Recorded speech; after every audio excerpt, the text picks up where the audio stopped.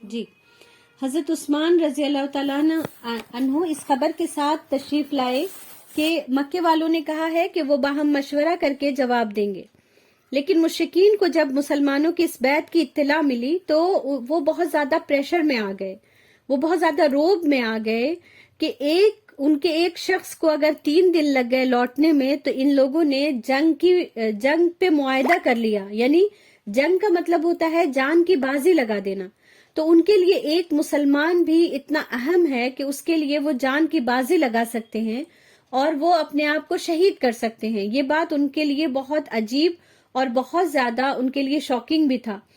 پھر اس وجہ سے انہوں نے اپنے ایک بہت مطلب جن کو اللہ نے بہت بولنے کی اچھی صلاحیت دی تھی، جن کا نام سہیل بن عمرو تھا، ان کو رسول اللہ صلی اللہ علیہ وسلم کی خدمت میں نیگوشیٹ کرنے کے لیے بھیجا کہ کسی بھی طرح بات چیت کر کے تم انہیں واپس بھیجو، تاکہ وہ مطلب یہاں ہم انہیں آنے نہیں دے سکتے کیونکہ اس سے پھر ہماری ہار ہو جائے گی۔ سہیل بن عمرو اللہ کے رسول صلی اللہ علیہ وسلم کے پاس آئے اور بہت دیر تک بات چیت چلی، جس میں کچھ باتوں پر کچھ شرطوں پر وہ دونوں تیار ہوئے، یعنی کہ اللہ کے رسول صلی اللہ علیہ وسلم اور وہ سہیل بن عمرو، یہ دونوں کچھ باتوں پر رضامند ہوئے، اور وہ ان باتوں ہی کو ہم شرط کہیں گے آگے انشاءاللہ۔ تو اس ٹرم کو آپ لوگ سمجھ لیجئے گا کہ ایک کانٹریکٹ ان دونوں کے بیچ میں طے ہوا، جس میں اور اس میں کیا کیا باتیں تھی اس کو ہم ایک بار دیکھ لیتے ہیں۔ کہ شرط یہ تھی کہ رسول اللہ صلی اللہ علیہ وسلم اس سال مکے میں داخل ہوئے بغیر مسلمانوں کے ساتھ واپس چلے جائیں گے، اگلے سال مکہ آئیں گے اور 3 روز قیام کریں گے، ان کے پاس کوئی ہتھیار نہ ہوگا، صرف میان کے اندر ایک تلوار ہوگی، ٹھیک ہے؟ اس سال نہیں کرنے دیں گے، اگلے سال آپ آئیے۔ اس کے بعد فریقین میں یعنی مکہ کے مشرکین اور مسلمانوں میں 10 سال تک جنگ بند رہے گی، ٹھیک ہے؟ اس کے بعد کہا کہ جو محمد کے عہد میں یعنی کہ جو محمد کے مدینہ میں داخل ہو جائے گا اور لیکن وہ قریش کا آدمی ہوگا تو محمد اسے واپس کریں گے، مکہ واپس کر دیں گے اسے، لیکن اگر کوئی محمد کے شہر کا مکہ آئے گا تو ہم اسے واپس نہیں کریں گے، ٹھیک ہے؟ قریش کا جو آدمی مسلمانوں کی پناہ میں جائے گا مسلمان اسے قریش کو واپس کریں گے، لیکن مسلمانوں کا جو آدمی قریش کی پناہ میں آئے گا قریش اسے واپس نہیں کریں گے۔ اس کے بعد آپ صلی اللہ علیہ وسلم نے حضرت علی کو بلایا اور یہ تمام باتیں انہیں لکھنے کو ریٹن میں کہا کہ اسے لکھ دو۔ حضرت علی رضی اللہ تعالیٰ عنہ نے بسم اللہ الرحمن الرحیم لکھا، کیونکہ ظاہر ہے وہ ہم سب مسلمان ہیں اور ہم اپنی بات کی شروعات یہیں سے کرتے ہیں۔ تو اس پر سہیل نے کہا ہم نہیں جانتے رحمان کون ہے، تم وہ لکھو جو ہم دور جاہلیت میں تم وہ لکھو جو تم دور جاہلیت میں مطلب تم جب مکہ میں تھے تب لکھا کرتے تھے وہ لکھو، یعنی کہ بسمکا اللہم۔ تو اللہ کے رسول صلی اللہ علیہ وسلم نے حضرت علی کو اشارہ کیا کہ یہی لکھو، جو یہ کہہ رہے ہیں یہی کرو۔ پھر آپ صلی اللہ علیہ وسلم نے ان سے کہا کہ لکھو کہ یہ وہ بات ہے جس پر محمد رسول اللہ اور سہیل بن عمرو نے مصالحت کی، یعنی ان شرطوں پر اس نے صلح کیا۔ اس پر سہیل نے کہا اگر ہم جانتے کہ تم اللہ کے رسول ہو تو پھر یہ ہم تمہیں بیت اللہ سے نہ روکتے اور نہ تم سے جنگ کرتے، آپ یہ لکھائیں کہ آپ محمد بن عبداللہ ہیں۔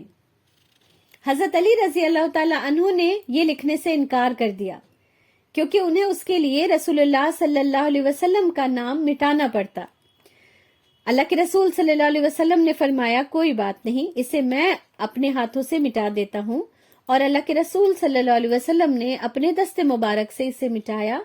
پھر پورا یہ کانٹریکٹ تھا اس کے دو کاپی تیار کی گئی، ایک کاپی قریش کے پاس اور دوسری کاپی مسلمانوں کے پاس محفوظ ہوئی۔ اس طرح سے یہ صلح نامہ وجود میں آیا اور اسے ہی ہم صلح حدیبیہ کہتے ہیں، کیونکہ حدیبیہ وہ جگہ تھی جہاں پر یہ صلح ہوئی اور ان تمام باتوں پر ہوئی۔ اب کیا ہوا کہ سہیل بن عمر کا ایک بیٹا جو مسلمان ہو چکا تھا اور سہیل نے اسے بیڑیوں میں جکڑ رکھا تھا. ان تمام جب حالات یہ سب چل رہے تھے، ادھر بات چیت چل رہی ہے اور سہیل ادھر آ گئے تھے، ان کا وہ بیٹا بیڑیاں توڑ کر بھاگتا ہوا حدیبیہ تک پہنچا، کیونکہ اسے اس بات کی خبر ملی تھی کہ رسول اللہ صلی اللہ علیہ وسلم حدیبیہ میں قیام پذیر ہے، حدیبیہ میں ٹھہرے ہوئے ہیں. اور وہ مسلمان ابو جندل کو بیڑیوں میں جکڑا دیکھ کر بہت پریشان ہوئے اور انہوں نے کہا کہ یا رسول اللہ اب ہم ابو جندل کو نہیں جانے دیں گے. سہیل بن عمرو کو جب پتا چلا کہ اس کا بیٹا بیڑیاں توڑ کر بھاگ آیا ہے تو اس نے کہا کہ تم یہ وعدہ کر چکے ہو کہ ہماری طرف کا کوئی اگر تمہاری طرف آئے گا تو تم اسے لوٹا دو گے. تو اللہ کے رسول صلی اللہ علیہ وسلم نے کہا کہ ابھی تو یہ کانٹیکٹ پورا لکھا نہیں گیا. اس نے کہا کہ نہیں، اگر تم نے یہ کیا تو پھر ہمارے اور تمہارے درمیان کوئی صلح نہیں. رسول اللہ صلی اللہ علیہ وسلم نے فرمایا کہ اسے میری خاطر چھوڑ دو. اس نے کہا نہیں، یہ بھی نہیں ہو سکتا. پھر سہیل نے ابو جندل کو مارا اور اسے گھسیٹتا ہوا لے کر گیا، اور اللہ کے رسول صلی اللہ علیہ وسلم نے فرمایا صبر کرو اور یہ باعث اجر و ثواب ہے. اللہ تمہارے لیے اور تمہارے علاوہ جو دوسرے کمزور مسلمان ہیں ان کے لیے کشادگی کی جگہ پیدا کر دے گا. اور حضرت عمر رضی اللہ تعالی عنہ نے ابو جندل کو بھڑکانا چاہا کہ وہ اپنے باپ کا قتل کر دے، لیکن ابو جندل نے ایسا نہیں کیا اور سہیل بن عمرو یہ کاپی لے کر اور اپنے بیٹے کو لے کر مکہ روانہ ہو گیا. اب یہ جو صورتحال تھی جس میں یہ صلح ہوئی تھی، اس میں سراسر مسلمانوں کو یہ محسوس ہو رہا تھا کہ یہ ان کے ساتھ ناانصافی ہوئی ہے، انہیں کوئی انصاف نہیں ملا. اس صلح میں ان کو دبنا پڑا ہے، انہوں نے دب کر صلح کی ہے، حالانکہ وہ تو جینے اور وہ تو اللہ کے نام پر مرنے والی قوم ہے اور انہیں کیا ضرورت کسی سے دب کر صلح کرنے کی. اس لیے مسلمان اور حضرت عمر رضی اللہ تعالیٰ عنہ بہت زیادہ اپسٹ تھے، بہت اداس تھے اور مسلمانوں کے سمجھ نہیں آ رہا تھا کہ وہ کیا کریں. اللہ کے رسول صلی اللہ علیہ وسلم نے ایسا دب کر فیصلہ کیوں کیا تھا، اور اس لیے وہ بہت زیادہ غم میں تھے کیونکہ ان سے یہ کہا گیا تھا کہ اس سال تم واپس چلے جاؤ. وہ اتنی تیاری کے ساتھ آئے تھے، مکہ ان کا گھر تھا جہاں ان کا بچپن، ان کی جوانی، ان کی عمر گزری تھی. یہاں ان کی زمینیں تھی، کسی کے تو گھر والے تھے یہاں، اور سب سے بڑھ کر یہاں اللہ کا گھر تھا جس کو دیکھنے کی تمنا ہر مومن مسلمان کے دل میں ہوتی ہے. آپ اگر اس کا اندازہ لگانا چاہتے ہیں تو ایسے لگائیں کہ آپ انڈیا سے ویزا، ٹکٹ سب لے کر پوری تیاری کے ساتھ احرام باندھ کر فلائٹ سے جائیں اور جدہ ایئرپورٹ پہ آپ کو یہ کہا جائے کہ آپ اس بار حج نہیں کر سکتے یا عمرہ نہیں کر سکتے، آپ کو اس بار انڈیا لوٹنا ہوگا، آپ اگلے سال آئیں عمرہ کرنے. کیسا محسوس ہوگا، ہے نا؟ اور ہم جیسے لوگ تو فوراً یہ کہنے لگیں گے کہ پتہ نہیں مجھ سے کیا گناہ ہو گیا کہ اللہ تعالیٰ مجھے اندر داخل نہیں ہونے دے رہا، ہے نا؟ وہ بھی تو مسلمان تھے، وہ بھی عمرہ کرنے جا رہے تھے، وہ اپنے رب کا گھر دیکھنے جا رہے تھے اور انہیں یہاں سے لوٹ جانے کو کہا جا رہا تھا، حالانکہ رب کعبہ تو ان کا رب تھا اور اللہ کے رسول صلی اللہ علیہ وسلم دستخط کر رہے ہیں، کہہ رہے ہیں کہ ہاں ہم لوٹ جائیں گے اس سال. مسلمانوں کے لیے یہ اس حالات کو برداشت کرنا بہت مشکل تھا. اور پھر ہوا بھی یہ کہ حضرت عمر رضی اللہ تعالیٰ عنہ غصے سے اللہ کے رسول صلی اللہ علیہ وسلم کے پاس آئے اور انہوں نے کہا یا رسول اللہ، کیا آپ اللہ کے رسول نہیں؟ اللہ کے رسول نے کہا بلا، کیوں نہیں؟ پھر کہا کیا ہم حق پر اور وہ باطل پر نہیں؟ آپ نے فرمایا بلا، کیوں نہیں؟ پھر انہوں نے کہا کیا ہمارے مقتولین جنت میں اور ان کے مقتولین جہنم میں نہیں؟ آپ صلی اللہ علیہ وسلم نے فرمایا بلا، کیوں نہیں؟ پھر انہوں نے کہا تو پھر ہم کیوں اپنے دین کے بارے میں دباؤ قبول کریں اور ایسی باتیں مانیں ان کی کہ ابھی اللہ نے ہمارے اور ان کے درمیان فیصلہ نہیں کیا ہے. یعنی ہم ان سے جنگ کر سکتے ہیں، اگر جنگ میں ہم ہار گئے تو ہم لوٹ جائیں گے. لیکن اللہ کے رسول صلی اللہ علیہ وسلم نے فرمایا خطاب کے صاحبزادے، خطاب کے بیٹے، یا ابن خطاب. اور خطاب کون تھے؟ حضرت عمر رضی اللہ تعالیٰ عنہ کے ابو کا نام تھا. تو اللہ کے رسول نے عمر نہیں کہا، اللہ کے رسول نے کہا اے ابن خطاب، میں اللہ کا رسول ہوں، اس کی نافرمانی نہیں کر سکتا، وہ میری مدد کرے گا اور مجھے ضائع نہ کرے گا، ہے نا. تو یہاں پر جن لوگوں کو بھی یہ لگتا ہے کہ اسلام کسی کو زبردستی کسی کے ساتھ جنگ کرتا ہے، کسی کو پرووک کرتا ہے، تو ان سب کے لیے کتنی بہترین مثال ہے کہ اللہ کے رسول صلی اللہ علیہ وسلم اگر چاہتے تو جنگ کر سکتے تھے، لیکن امن کو ہمیشہ ترجیح دیا رسول اللہ صلی اللہ علیہ وسلم نے.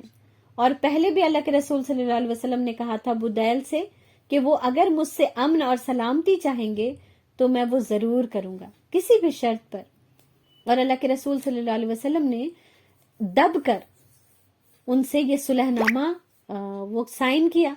تو ہمیں یہاں پر یہ سمجھ میں آتی ہے بات کہ بعض دفعہ ہم حق پر ہوتے ہیں، ہمارے پاس طاقت بھی ہوتی ہے کہ ہم بدلہ لے سکیں، سارے جو وہ ہوتے ہیں کنڈیشن ہوتی ہے وہ ہمارے حق میں ہوتی ہے، پھر بھی اگر اس کی آپ کے میرے حق بولنے سے، آپ کے میرے اپنے حق کے لیے بات کرنے سے معاملہ بگڑ سکتا ہے، لوگوں کے درمیان خون مطلب جھگڑے ہو سکتے ہیں، دل پھٹ سکتے ہیں، تو انسان کو اپنے 2 قدم پیچھے کر لینے چاہیے.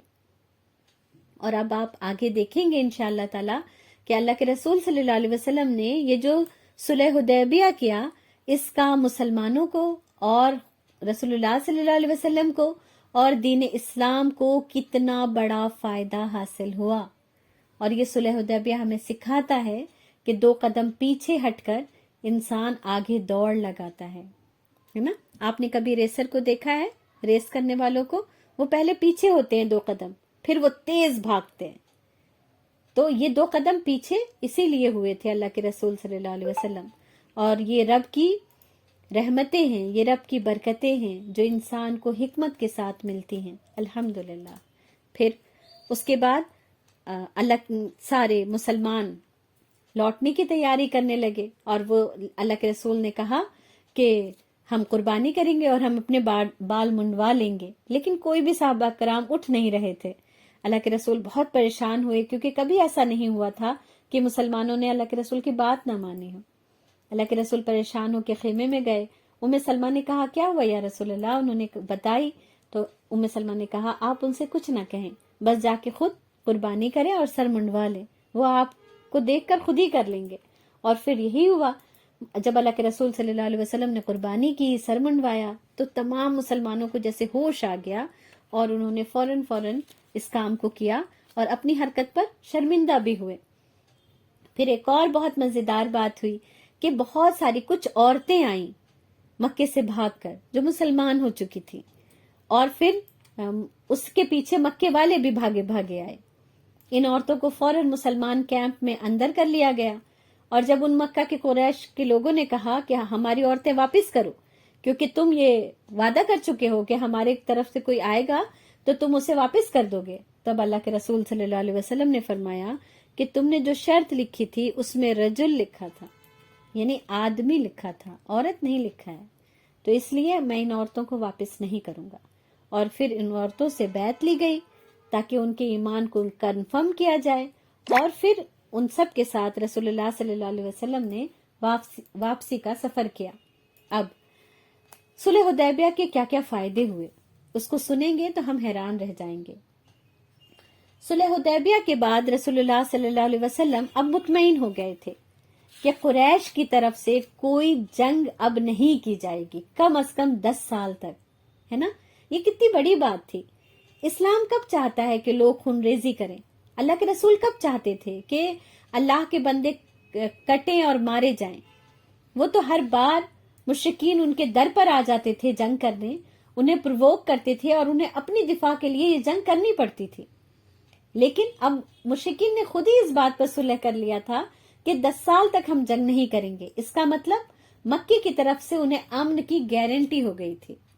اب اللہ کے رسول صلی اللہ علیہ وسلم نے اسلام کی اشاعت کے لیے دوسری طرف نظر کی، اور وہ کدھر تھی کہ چاروں طرف کے جتنے عرب ممالک تھے اور بھی ملک تھے سارے، ان تمام ملکوں میں اللہ اور اللہ کے رسول کی طرف سے لیٹر بھیجے گئے، خطوط بھیجے گئے جس میں اسلام کی طرف سے دعوت تھی اور اللہ کے رسول کی اطاعت قبول کر لینے کی ان لوگوں کو دعوت دی گئی، جس میں نجاشی کے بادشاہ کے نام خط لکھا گیا، اس کے بعد مصر کے بادشاہ شاہ سکندریہ کے نام خط لکھا گیا، فارس کے بادشاہ خسرو پرویز کے نام، قیصر روم کے نام، اور اس کے بعد اور بھی بہت سارے بادشاہوں کے نام خطوط لکھے گئے۔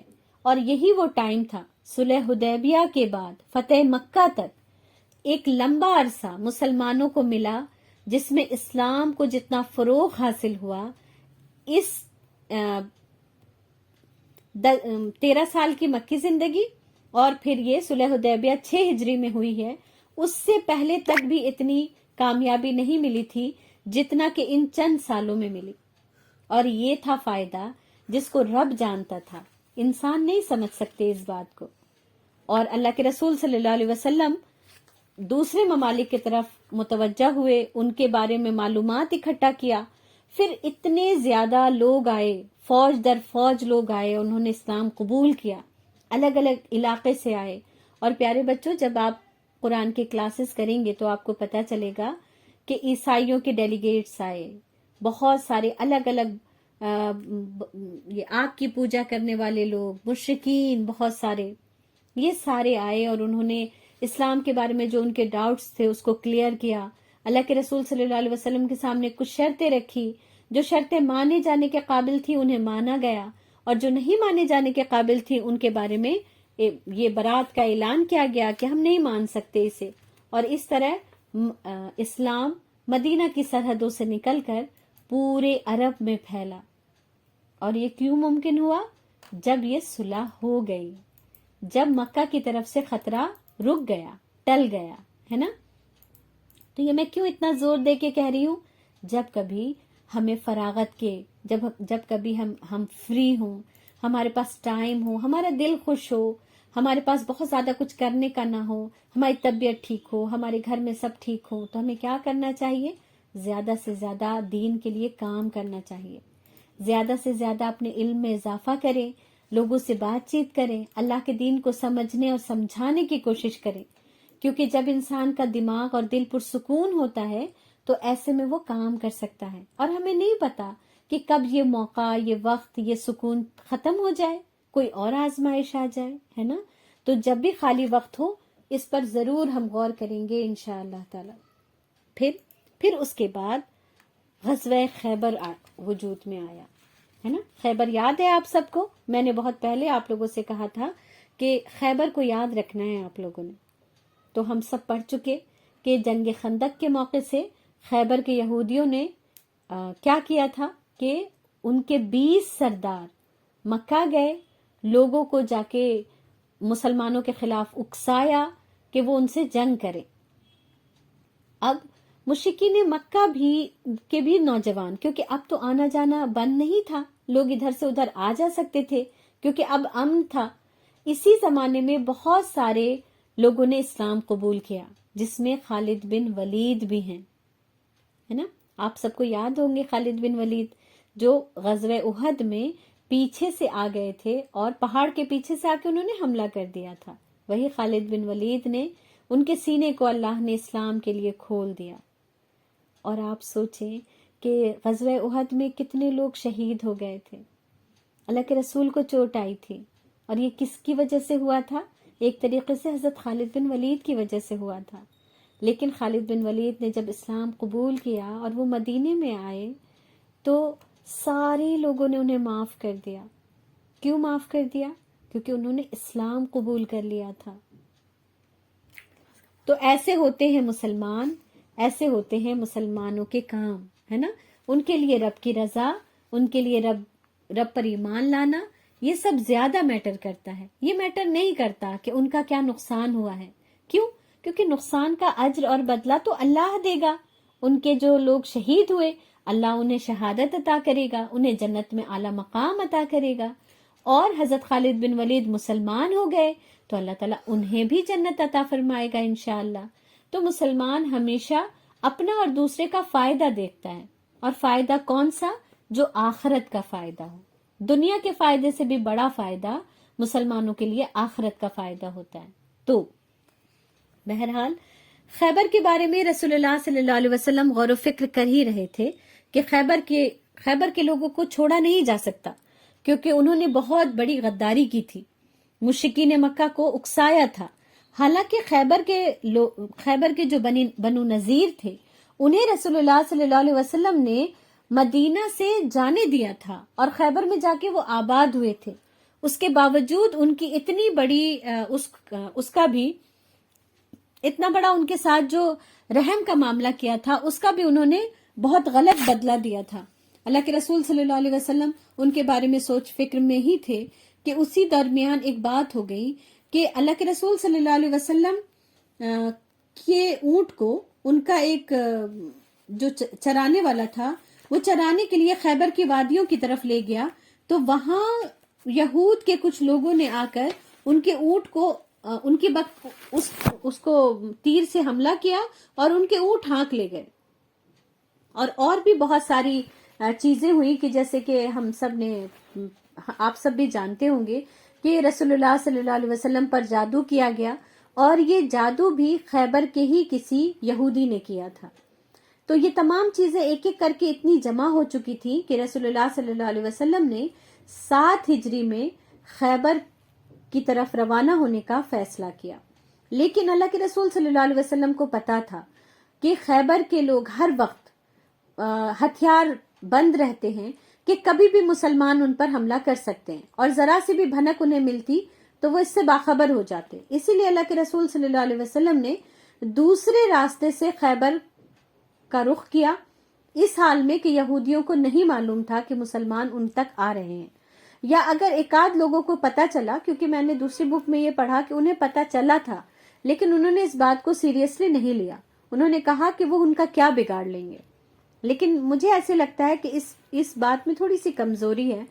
اصل میں جب وہ لیس رہتے ہیں تو پھر وہ تو کبھی بھی مقابلہ کر سکتے تھے، لیکن وہ بے خبر تھے، اور زیادہ تر جو وہ ہوتی ہے جنگ ہوتی ہے کہ لوگ آتے ہیں، پڑاؤ ڈالتے ہیں اور پھر لوگوں کو پتا چلتا ہے، لیکن یہ جو فوج آئی یہ اچانک صبح نمودار ہو گئی کہ جب یہود اپنی وہ ہل اور ٹوکریاں لے کر کھیتوں کی طرف جا رہے تھے، کھجوروں کے باغ کی طرف جا رہے تھے، کہ اچانک سے مسلمانوں نے حملہ کر دیا۔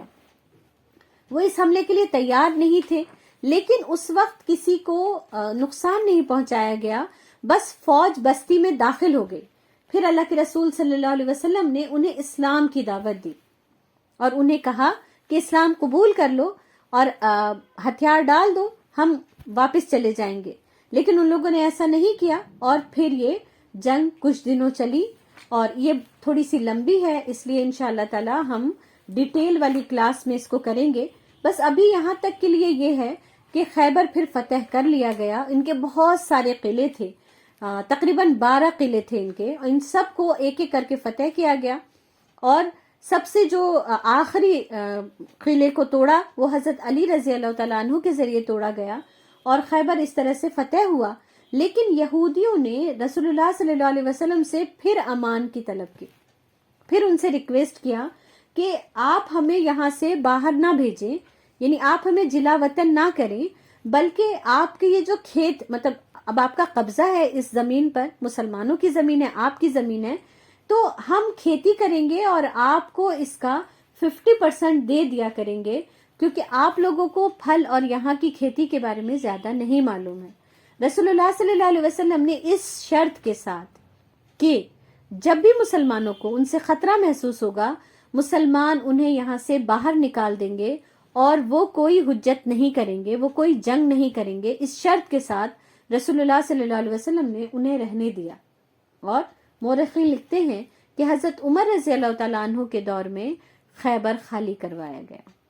اس لیے یہودیوں کو رسول اللہ صلی اللہ علیہ وسلم سے جتنی نفرت ہے اتنی ہی نفرت حضرت عمر رضی اللہ تعالیٰ عنہ سے بھی ہے، لیکن کسی کی نفرت ہمیں نقصان نہیں پہنچا سکتی جب اللہ کا وعدہ یہ ہے کہ اللہ مومن اور مسلمانوں سے راضی ہوا، تو حضرت عمر رضی اللہ تعالیٰ عنہ سے کوئی بھی دشمنی کرے، اللہ نے تو کہہ دیا ہے کہ اللہ عمر سے راضی ہوا ہے نا، کیونکہ ہم خود کہتے ہیں نا حضرت عمر کو، حضرت عمر رضی اللہ عنہ، اور اس کا مطلب کیا ہوتا ہے کہ اللہ ان سے راضی ہوا، اور جو 10 عشرہ مبشرہ ہیں جن کو دنیا میں جنت کی خوشخبری دی گئی ان میں حضرت عمر بھی ہیں۔ تو بہرحال یہاں پر خیبر فتح ہو گیا، اور حضرت صفیہ رضی اللہ تعالی عنہا سے رسول اللہ صلی اللہ علیہ وسلم کا نکاح ہوا۔ اب حضرت صفیہ کون تھی؟ آپ سب کو یاد ہوگا کہ جب بنو قریظہ نے جنگ سے انکار کر دیا تھا تو ایک شخص گیا تھا ان کے قبیلے والوں سے بات کرنے، اس کا نام تھا حیی بن اخطب۔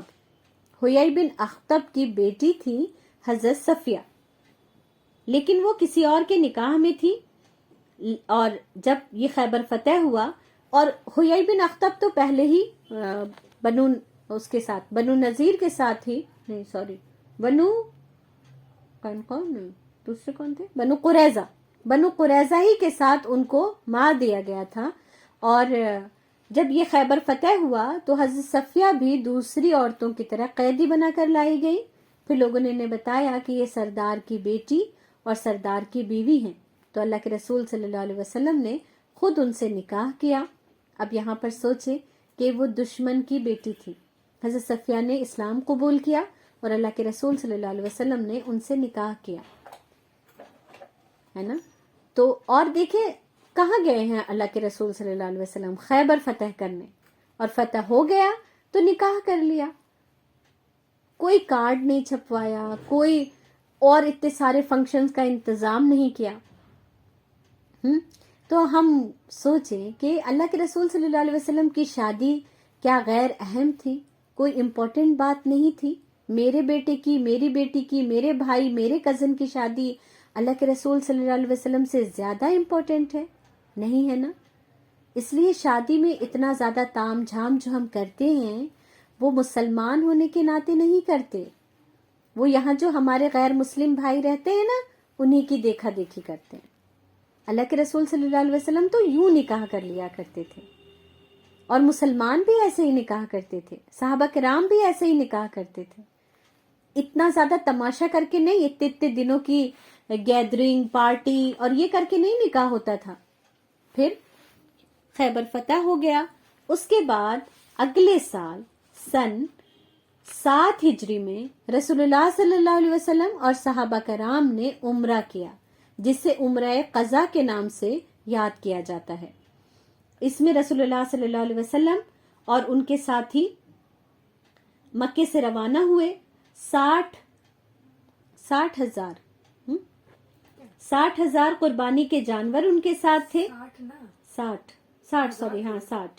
60 قربانی کے اونٹ تھے ان کے ساتھ۔ رسول اللہ صلی اللہ علیہ وسلم اپنی اونٹنی قصوہ پر سوار تھے، اور صحابہ کرام تلواریں لیے ہوئے آپ کے چاروں طرف نکلے، آپ سب لبیک پکار رہے تھے، اور رسول اللہ صلی اللہ علیہ وسلم بھی لبیک پکار رہے تھے۔ اسی حال میں آپ مسجد حرام میں داخل ہوئے، اور جیسا ہم سب کو پتا ہے کہ جب وہ آیا تھا، ابرہہ آیا تھا، تب بھی مکے والے بھاگ گئے، اوپر چلے گئے تھے پہاڑوں میں۔